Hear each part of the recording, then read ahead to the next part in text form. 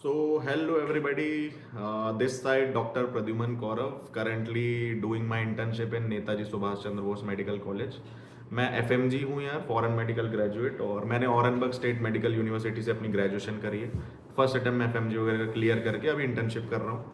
और यार अभी जितना मतलब मेरे 2 महीने में ख़त्म हो जाएगी इंटर्नशिप, और currently I am preparing for my NEET PG examination. ठीक है, तो जितना अभी तक मैंने देख लिया, मैं थोड़ा सिनेरियो बता दूं। आज का जो टॉपिक है हमारा वो यही है कि भाई लाइफ आफ्टर 6 इयर्स और इंडिया में आके कैसी हो जाती, कुछ बदलती है, कुछ तुम्हें भाई कुछ अलग से तुम्हें सोना मिल जाता है, या कुछ पैसे दे देते हैं कुछ लोग, ऐसा है ना। तो इन सब पे आज अपन डिस्कस करेंगे।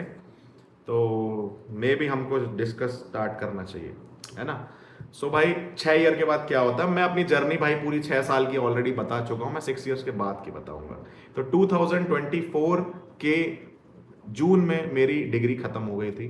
ठीक है, आज 26 है, 26 कितना है, 2026 का मार्च 22 चल रहा है। ठीक है, तब से लेके अब तक क्या क्या प्रोसीजर्स होते हैं, क्या क्या करना होता है, और क्या लाइफ में आते हैं तुम्हारे मतलब चेंजेस, वो उस पर थोड़ा डिस्कस करेंगे, है ना। तो यार जुलाई में मेरी जुलाई में मेरी डिग्री खत्म हो गई थी ऑरेनबर्ग से। उसके बाद मैं 12 जुलाई तक मैं यहाँ आ गया था इंडिया आके मैंने एक एग्ज़ाम दिया था गवर्नमेंट का, वो यूपीएससी सीएमएस का होता है। वो एमबीबीएस के टाइम पे भी तुम दे सकते हो, जब तुम्हारी एमबीबीएस मतलब ख़त्म भी नहीं हुई हो, जो तुम्हारे मतलब इंटर्नशिप चल रही हो, या तुम्हारे रिटर्न और प्रैक्टिकल एग्जाम हो गए हो, तो ये फॉरेन वाले भी दे सकते हैं, मैं भी दे सकता हूँ। ठीक है, मतलब इंडिया वाले भी दे सकते हैं, फॉरेन एफएमजी सिर्फ ये एक ही एग्जाम है पूरे इंडिया में यूपीएससी सीएमएस का, जो तुम ऐसे दे सकते हो नॉर्मली। मतलब इसमें वो नहीं लगता कि इंटर्नशिप कर रहे हो या तुम्हारी डिग्री वैसी खत्म हो गई। तो मैंने फॉर्म अपने उसमें ही भर दिया था, और इंडिया आके मैंने सबसे पहले एग्जाम वही दिया था। हालांकि उसमें नहीं हुआ, वो मुझे पता था नहीं हुआ, वो मैंने बिना पढ़े दिया था। ठीक है, उसके बाद क्या होता है, उसके बाद तुम्हें भाई पढ़ना होता है, क्योंकि यहाँ पे तुम्हें 6 महीने मिलते हैं।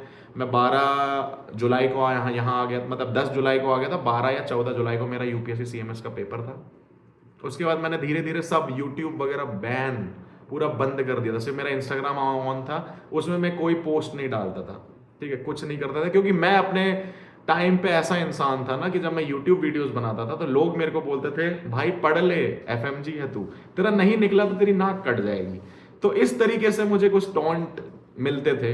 ठीक है, क्योंकि मैं एडमिशन भी करवाता हूँ, मैं तो जेन्युइनली बोल रहा हूँ, मैं एक कंसल्टेंसी भी रन करता हूँ, मैं अपनी कंसल्टेंसी का सीईओ भी हूँ। ठीक है, तो पूरा मैं ही देखता हूँ, तो हर चीज़ मैं ही करता हूँ। मैं दूसरों के जैसा नहीं हूँ कि भाई किसी दूसरे को दे दे या किसी और कंपनी के लिए काम कर रहे हो ना, मेरी खुद की है। मैं खुद बच्चों को जेन्युइनली भेजता हूँ, और मैं खुद डॉक्टर हूँ, तो मुझे पता है यार कि कैसे भेजना है, क्या उनको पढ़ाना है, और जिनको पढ़ाना होता है कौन सा स्टडी मटेरियल देना है, सब कुछ दे देता हूँ मैं। ठीक है, बाकी एडमिशन भी चाहिए उसके लिए मैं नीचे में नंबर यहाँ दे दूंगा, अपना पूरा कॉन्टैक्ट नंबर वगैरह सब, मेरे को कॉन्टैक्ट करो, एडमिशन ले सकते हो, सब जेन्युइनली होगा तुम्हारा प्रोसीजर। मेरी टीम में पूरे डॉक्टर है।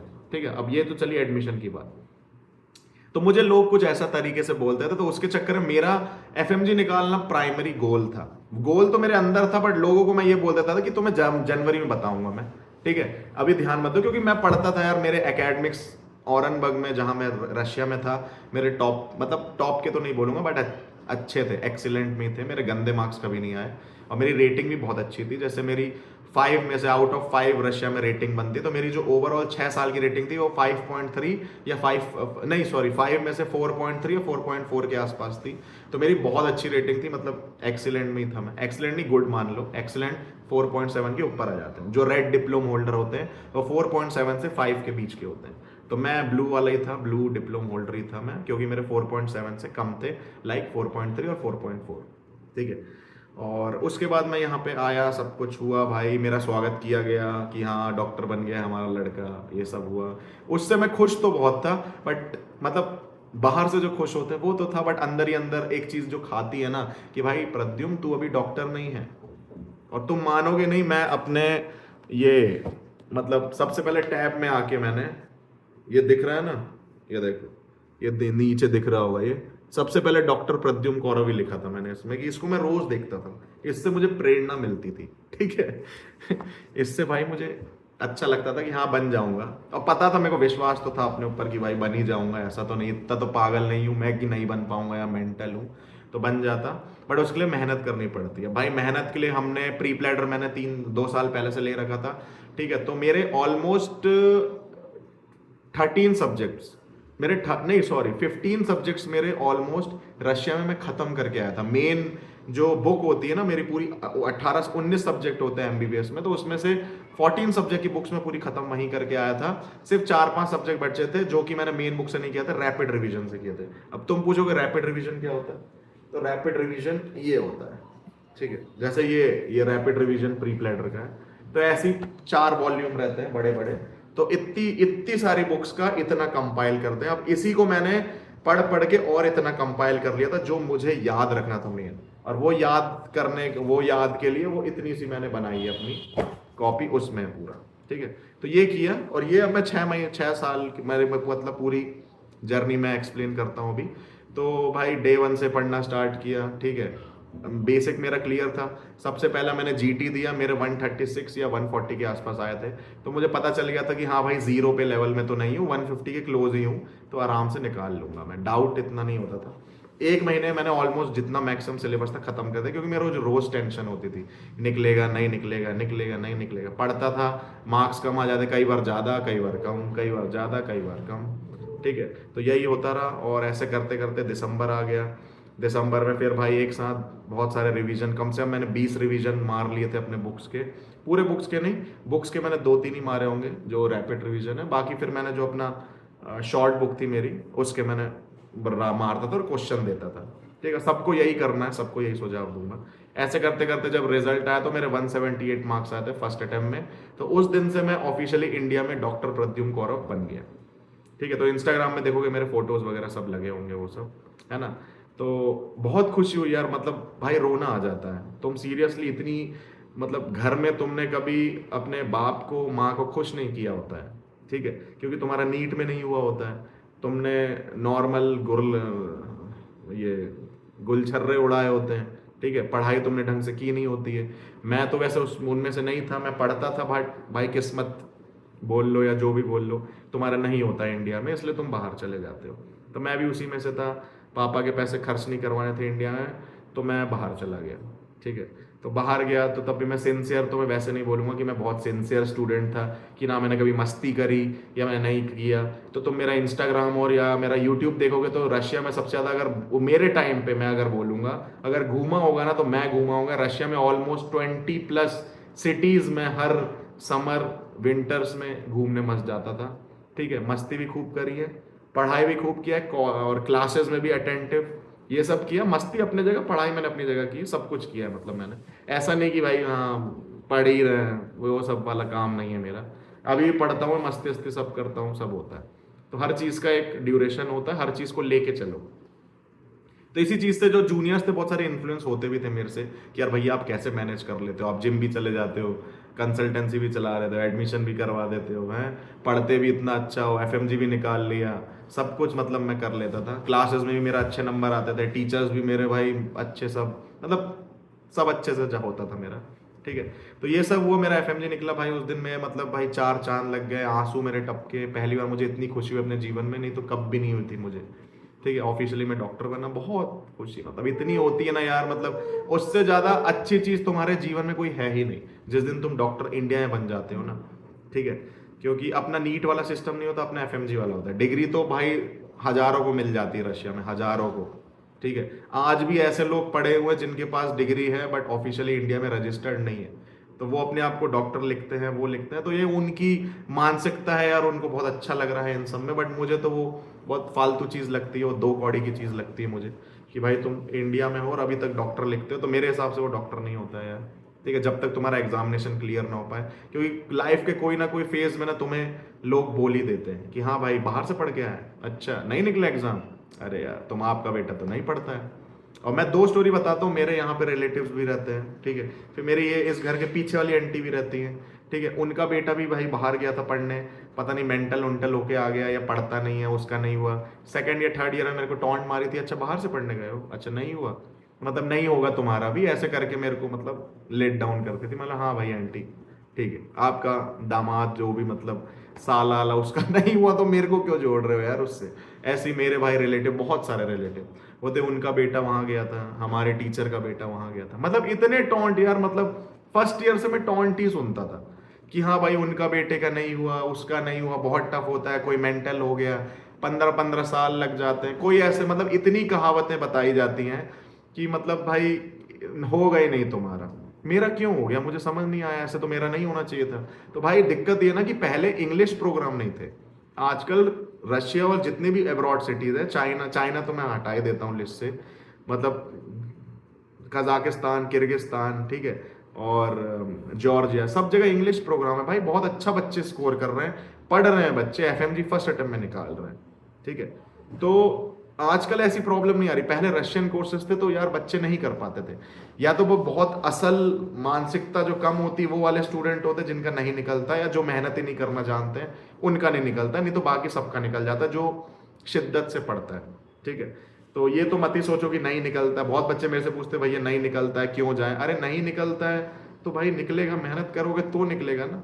कई फिर मेरे से बोलते हैं कि यार भैया अगर नहीं निकला तो मैं उनको ये आंसर देना चाहता हूं, अगर तुम गलती से 12th में फेल हो जाते हो तो क्या अपनी जिंदगी छोड़ देते हो, उसके बाद नहीं पढ़ते, कुछ नहीं करते भाई, 12th रिपीट करते हो ना, है ना। फिर उसके बाद फेल हो जाओगे 12th में, फिर रिपीट करते हो ना। नीट में बच्चे भाई फेल हो जाते हैं, रिपीट करते हैं। तो मुझे ये समझ नहीं आता, एफएमजी में फेल हो जाते हैं तो 6 महीने पढ़ने में छाती क्यों फटती है भाई तुम लोग की।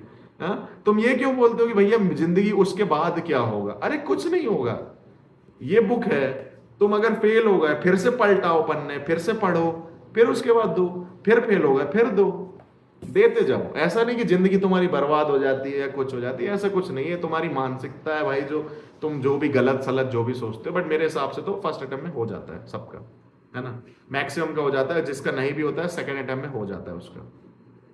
तो सेकंड अटेम्प्ट में ऐसे कोई बुराई नहीं है यार, हो जाता है, बट फर्स्ट अटेम्प्ट का उतना ही मजा होता है, ठीक है। क्योंकि फर्स्ट अटेम्प्ट में जो तुम पास करते हो भाई पूरी मेहनत लगा के करते हो।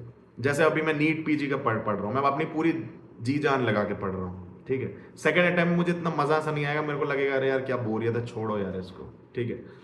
तो है ना, अब ये तो हो गई, दूसरी बात साइड कर दो इसको, ठीक है। तो तुम्हारा भाई मेरा दिसंबर में निकल गया पेपर, बहुत कुछ था, फिर मैंने अपनी कंपनी वगैरह में ध्यान दिया, 6 महीने का मतलब 3-4 महीने का टाइम था मेरे पास, तो फुल फोकस मैंने अपना किस में किया, कंसल्टेंसी में। Best education, best consultancy service, cheapest price में, और विथ ऑल अफोर्डेबिलिटी, जितना भी सब कुछ होगा एज अ डॉक्टर, क्योंकि मैं कर रहा था, क्योंकि जितने भी कंसल्टेंट है सब लोग विदाउट एफएमजी वाले लोग हैं जो कर रहे हैं मतलब कंसल्टेंसी वगैरह का काम, और उनको ना फ्यूचर से मतलब है ना कुछ है, बस भेज रहे हैं बच्चे, मैक्सिमम जगह यही चलता है, ठीक है। बट मैं एज अ डॉक्टर था, और 1-2 और होंगे, मैं नाम नहीं लूंगा, मेरे जैसे 1-2 और हैं, एक ही मान लो, एक ही को मानूंगा जो डॉक्टर बन के ये सब कर रहे हैं, ठीक है।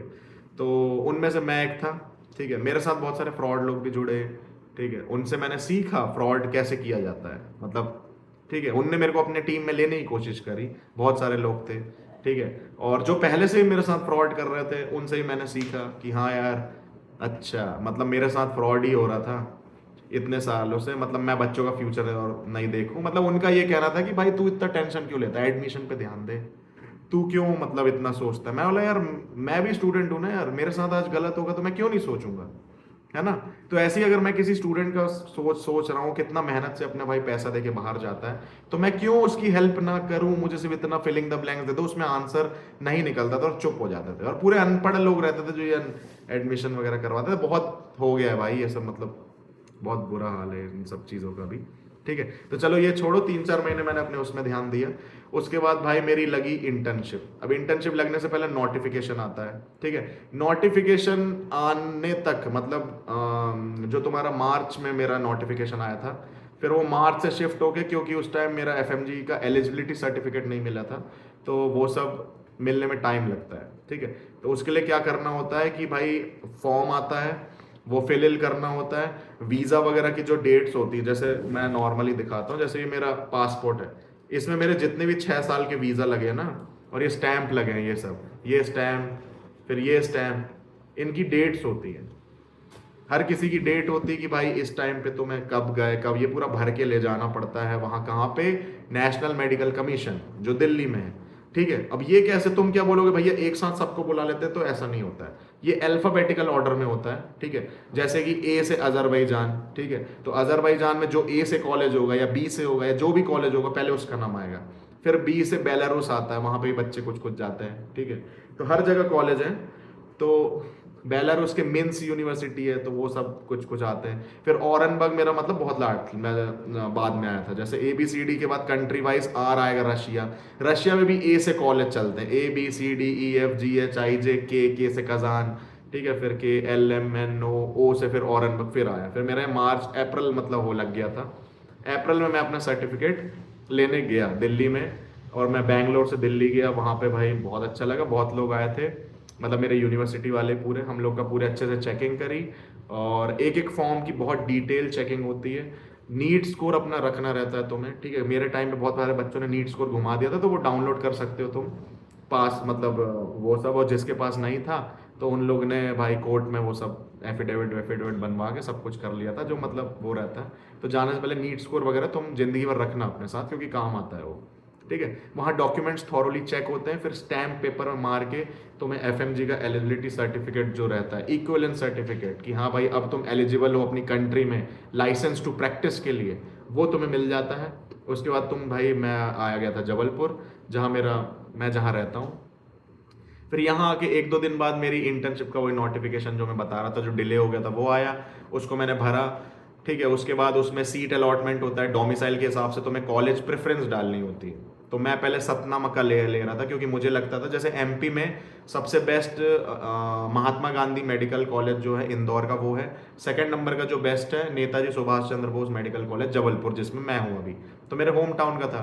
तो यहाँ पे वर्कलोड बहुत था, तो मुझे ऐसा बताया गया था कि वर्कलोड बहुत है भाई, मत ले ये सब फालतू चीज़ें। और यहाँ पे मतलब 2021 में बच्चे आए थे इंटर्नशिप करने, 3-4 साल के लिए नहीं आए। फिर अभी 2025 में यहाँ पे वैकेंसी निकली थी, ठीक है। तो मेरे लिए अच्छा था, ठीक है। बट मैं सतना पहले कर रहा था, बट मैंने जब फॉर्म भरा तो मैंने प्रेफरेंस जबलपुर डाल दी, तो मुझे जबलपुर मिल गया था। तो ये भी मार्क्स के हिसाब से होता है, ठीक है। मतलब मेरे 178 थे, तो जो इंदौर वाला है जैसे, तो वो 210 पे खत्म हो गया था। 19 सीटें निकली थी, तो 210 पे जो इंदौर वाला है वो खत्म हो गया था। लोग वही प्रेफर करते, मैंने वही प्रेफर किया था पहले। फिर सेकंड जबलपुर किया था। जबलपुर वाला 170 तक मिल जाता है, बट इसके में और ऊपर और सारे बच्चे हैं, तो 19 बच्चे भर सकते हैं। तो जबलपुर में जनरली कोई लेता नहीं है, ठीक है। लेता इसलिए नहीं क्योंकि बड़ा कॉलेज है, लोड बहुत ज़्यादा है। बट मैं बहुत हैप्पी हूँ कि मैंने यहाँ लिया, क्योंकि पहली बात मेरे को ना खाने का टेंशन, ना कपड़े धोने का टेंशन, ना मेरे रेंट का दिक्कत, ना मेरे पेट्रोल का दिक्कत, सब कुछ यहाँ पे था। और भाई मेरे फ्रेंड्स लोग भी यहाँ पे थे पहले से, ठीक है। हॉस्पिटल बहुत बड़ा है, तो मैं भाई जबलपुर से मस्त कार से जाता था, कभी जीटी मेरे पास है उससे भी जाता था, मतलब मल्टीपल चीज़ों से। तो मैं बहुत भाई मस्त निकला है मेरा जीवन। मेरा इंटर्नशिप लाइफ बहुत प्यारी गई है यहाँ पे।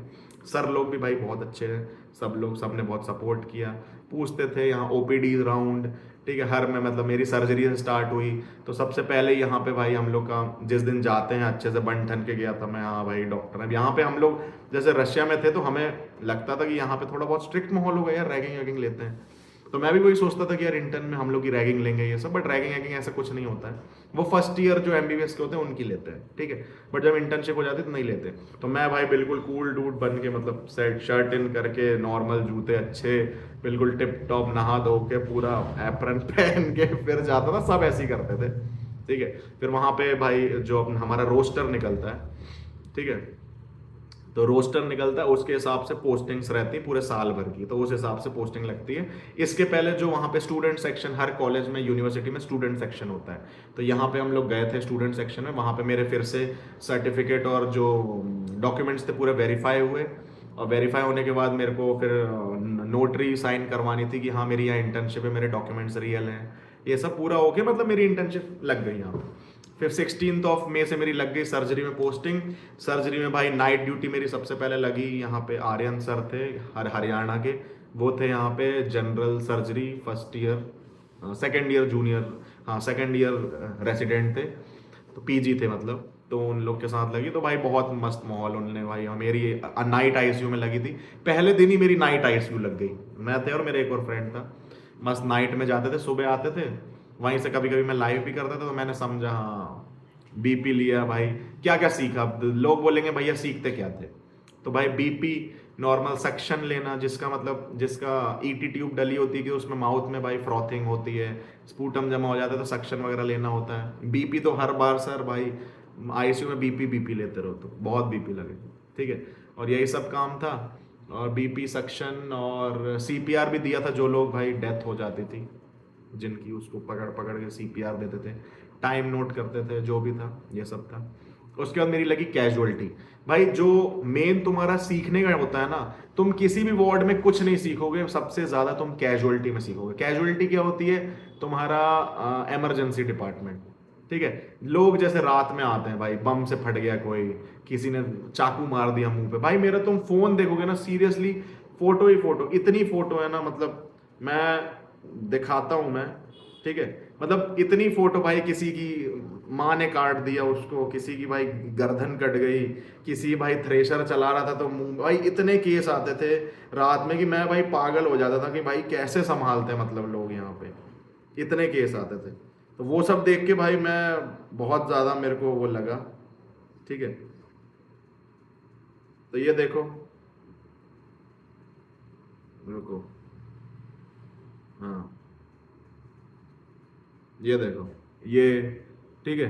तो ये सब चीज़ें, ये सब मैंने सूचर कर रखे हैं, ये तो ये सब मैंने किया हुआ है पूरा सूचर। इनको हम भी ट्रीट करते थे, सब लोग करते थे मतलब, बट सूचरिंग जो होती थी वो मैंने यहाँ सीखी। वार्ड बॉय जो होते हैं वो सिखाते हैं सूचरिंग, सूचर किए, पाँव के, हाथ के, सर के तो फाड़ फाड़ के करता था मैं, बहुत मजा आता था मेरे को सूचरिंग में, ठीक है। एनेस्थीसिया देना उसको, ठीक है, मतलब लिग्नोकेन है या लिडोकेन है, उसमें बॉर्डर्स पे डालना रहता है, ये सब सीखते हो। आईसीडी कैसे डालते हैं, पिग टेल कैथेटर कैसे डालते हैं, वहां सर पूछते थे बर्न्स का केस आया तो कैसे करोगे। तो बहुत भाई मतलब सर्जरी सबसे ऐसा चीज़ है जो सबसे सही में पहले लगना चाहिए, सबसे ज़्यादा सीखने है उसी में मिलेगा तुम्हें। फिर धीरे धीरे हर चीज़ होती थी, फिर मतलब मेरा तो रात दिन एक हो गया था, मतलब मेरे को समझ नहीं आता था कब रात हो रही कब सुबह हो रही है, ठीक है। इसी बीच मेरी फिर शादी फिक्स हो गई, ठीक है, मैं मतलब ऑफिशियली शादी होने वाली मेरी, है ना। तो फिर उसमें मैं लग गया भाई, अपनी वाइफ से भी बात करता था, ये भी संभालता था, कंपनी भी संभाल रहा हूँ, बहुत लोड आ गया था यार मेरे पे, मतलब दिन भर मेरा ऐसे ही चाहता था, ठीक है। मतलब मैं रात भर, सुबह आता था यहाँ पे 8 बजे, और फिर 12 बजे से मेरी फिर से पोस्टिंग रहती थी, 12 बजे से सुबह के 8 बजे तक फिर से। तो सर्जरी में सबसे हेक्टिक गया है मेरा, और मैं पतला भी हो गया था उसी टाइम पे। तो यही सब होते होते फिर धीरे धीरे मेडिसिन की लगी, दो महीने सर्जरी, 2 महीने मेडिसिन, 2 महीने ऑप्स गायनी, उसमें डिलीवरी सीखो, ये सीखो, बहुत सारी चीज़ें, ऐसे करते करते पूरी इंटर्नशिप कंप्लीट हो जाने तक। अब इसके बीच में एक काम होता है तुम्हारा प्रोविजनल रजिस्ट्रेशन। तो 3-4 महीने जब इंटर्नशिप कर लोगे तुम, तो जून जुलाई नहीं, हाँ जून जुलाई अगस्त के आसपास प्रोविजनल रजिस्ट्रेशन तुम्हें करना होता है, कि जो तुम्हारा लाइसेंस नंबर है डॉक्टर का, ठीक है, तो उसके लिए ऑफिशियल अप्लाई करना होता है, ठीक है। तो हर सिटी, मतलब हर स्टेट टू स्टेट वेरी करता है, हर स्टेट में रेट अलग है, ठीक है। मैं मध्य प्रदेश का बता देता हूँ, यहाँ पे टोटल 50,000 लगते हैं रजिस्ट्रेशन के लिए, जो एफएमजीज हैं। जो यहाँ के आईएमजीज हैं उनका 5 से 10 हज़ार लगता है, उनका कम है, हम लोग का थोड़ा ज़्यादा है, ठीक है। तो उसका कम है, और हम लोग के ज़्यादा लगते हैं। बाकी जो महाराष्ट्र स्टेट है वहाँ पे कम है, वहाँ पे 10,000 में हो जाता है, ठीक है। बाकी जितनी भी जगह है कम ही लगता है, मध्य प्रदेश में बस थोड़ा ज़्यादा कर रखा है, बाकी कुछ जगह होंगी जहाँ पे होगा, बट एमपी में मेरे को लगा कि ज़्यादा लेते हैं, ठीक है।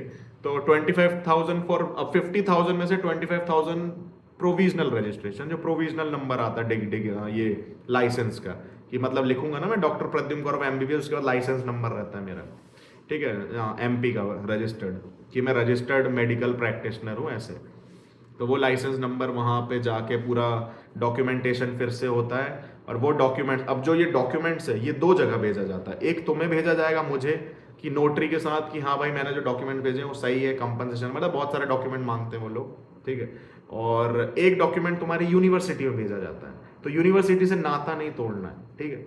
एक डॉक्यूमेंट यूनिवर्सिटी में भेजा जाता है कि हाँ भाई ये पर्टिकुलर बच्चा आपकी यूनिवर्सिटी से पढ़ा है, नहीं पढ़ा है, गायब था, क्या था, भाग गया है, कोई फ्रॉड तो नहीं है, ये सब भाई पूछा जाता है क्वेश्चन। तो वो लोग वहाँ से मेल करते हैं, एक हमको भी और एक जिसने मेल भेजा है, जैसे मेरे यहाँ पे भोपाल मेडिकल काउंसिल ने भेजा था, उनको मेल भेजते हैं वो लोग कि हाँ भाई सही बच्चा है, बहुत अच्छा है, डॉक्यूमेंट्स क्लियर है इसके, सब कुछ ये हमारे यहाँ का है। उसके बाद तुम्हारा इंटर्नशिप का ड्यूरेशन आ जाता है, कि हाँ जैसे इसने वहाँ पे कंपनसेट कर लिया तो 1 साल की इंटर्नशिप ड्यूरेशन है, तो मेरी जैसे 2 महीने में आ गया था कि हाँ ठीक है, उस बेसिस पे स्टाइपेंड रिलीज होती है फिर। तो जैसे मेरी स्टाइपेंड रिलीज कर दी गई है अभी, ठीक है। तो ये सिर्फ एमपी में, बाकी जगह तो स्टाइपेंड दे रहे हैं, बट मध्य प्रदेश में ऐसा कर रहे थे कि पहले यूनिवर्सिटी से पूछ रहे थे कि हाँ भाई कैसा क्या है, उसके बाद स्टाइपेंड रिलीज कर रहे थे। मेरी 8-10 महीने की एक साथ आ गई, ठीक है। तो ऐसा चलता था, ठीक है। तो अब मेरी जब जैसे मई में मेरा खत्म हो जाएगा, ये वाले मई 2026 में 15 मई 2026 में मेरी इंटर्नशिप खत्म हो जाएगी। जैसे मेरी अभी पीएसएम की चल रही है, तो उसके बाद मेरे को अभी प्रोविजनल के बाद मेरे को परमानेंट रजिस्ट्रेशन भरना होता है। तो जो 50,000 में से 25 मैंने दिए थे प्रोविजनल के लिए, अब मुझे जो आगे के 25 है वो मुझे देने किसके लिए, परमानेंट रजिस्ट्रेशन के लिए। तो परमानेंट लाइसेंस नंबर मेरा आ जाएगा, उसके बाद मैं अपनी एक लाइसेंस नंबर लिख सकता हूँ कि हाँ मैं licence to practise medical doctor हूँ, तो मैं अपने क्लिनिक या कुछ भी मैं खोल सकता हूँ, ठीक है। तो अब ये रही इंटर्नशिप के बाद। अब भाई इसके बाद क्या, तो इसके बाद कुछ नहीं है। इसके बाद तुम्हारा बहुत खुश रहोगे तुम, जैसे तुम्हारी रशिया में लाइफ चल रही थी वैसी तुम्हारी इंटर्नशिप में लाइफ चलेगी, मजेदार। पीजीज डॉक्टर भाई इतने प्यार है मेरे यहाँ पे भाई, किसी ने रैगिंग नहीं ली, किसी ने हमको डीमोटिवेट नहीं किया कि हम एफएमजीज या कुछ है। ये तो मैं बोलूंगा मेरे यहाँ पे कॉलेज में, ठीक है, यहाँ के मतलब जितने प्रोफेसर हैं सर्स हैं वो पूछते ही थे अच्छा यहाँ से पढ़ के आए हो, यहाँ से आए हो। फिर जब मैं यहाँ गया मुझे लगता था कि भाई हम ही एफएमजीज हैं। जब मैं यहाँ गया मेडिसिन में, ठीक है, देन यार एनेस्थीसिया में, फॉरेंसिक मेडिसिन में, साइकेट्री में, ये 4 जगह मुझे फॉरेन मेडिकल ग्रेजुएट मिले। मतलब वाह यार सर, और वो भी किस में, सीनियर रेसिडेंट है, ठीक है, बहुत साल पहले करके आए हैं, ठीक है। तो सबसे पहले जो हम लोग को मेडिसिन में एक बंदा मिला था वो भाई एफएमजी था, यहाँ पे उसने सीट उठाई थी। आज से 7 साल पहले डॉक्टरी करके आ गया था, फर्स्ट अटेम्प्ट में पीजी निकाल के यहाँ पे, फर्स्ट अटेम्प्ट नहीं है सर, 7-8 मतलब बाद में, बहुत साल पहले थोड़ा एमओ की जॉब करी उसने। उसके बाद फिर यहाँ पे अभी सेकेंड या थर्ड ईयर में वो था, तुम्हारा क्या, एमडी मेडिसिन कर रहा था। उससे हमारी बात हुई भाई, उससे हमने बात करी, अरे सर आप ऐसा, उससे सॉरी सर बोलते हैं यहाँ पे, है ना। तो भाई सर ऐसा किया वैसा किया, ये सब चीज़ें उन्होंने बताई, ऐसा होता है यार ऐसा। तो हमने उनसे पूछा, गाइडलाइन सबसे लेते, तो यहाँ का यार माहौल मतलब और ही अलग है। मतलब मैं रशिया में रहता था ना, वहाँ पे भाई पढ़ने वाला माहौल होता था, बट वहाँ पे डिस्ट्रैक्शन ज़्यादा थे, ठीक है। बट यहाँ मैं जाता था भाई, सर लोग यार कि मतलब लाइफ मजेदार कर ही रहे हैं, बट हमको लगता था यार बताओ ये बंदा यार पीजी करके यार ये कर रहा है, और लोड इतना कि बता नहीं सकते, इतनी हेक्टिक ड्यूटी, ठीक है, पीजीज की। मतलब सर्जरी वाले तो भाई ऐसे खड़े खड़े ऐसे सोते थे भाई, 2-2 दिन सो नहीं पा रहे हैं, ऐसे खड़े हो रहे हैं, बोले भाई सोए नहीं है। मतलब इन लोग का ऐसा था कि हम लोग क्या क्या था, रात भर हम लोग ड्यूटी करके सुबह 8 बजे घर चले जाते थे। इन लोग सुबह 8 बजे घर नहीं जाते थे, सुबह 1 घंटे की नींद लेके ओपीडी लिए, तो इनने कैजुअलिटी काटी, नाइट ड्यूटी काटी। फिर इन लोग की सुबह 9 बजे से ओपीडी स्टार्ट हो जाती है, सिर्फ 1 घंटे का गैप लगता था जिसमें ये लोग टॉयलेट बाथरूम ये सब कर पाते थे, खाना थोड़ा, और उसके बाद भाई फिर इन लोग की 12 या 2 बजे तक ओपीडी, उसके बाद वार्ड ड्यूटी, वार्ड संभालो। तो भाई इतनी हेक्टिक कि भाई मैं मतलब बता नहीं सकता हूँ कि भाई पीजीज की बहुत हेक्टिक लाइफ रहती है। मतलब बोल रहे थे भाई 40 से 50 घंटे हमने लगातार कर रखे हैं ड्यूटी, तो ऐसा कुछ सीन है।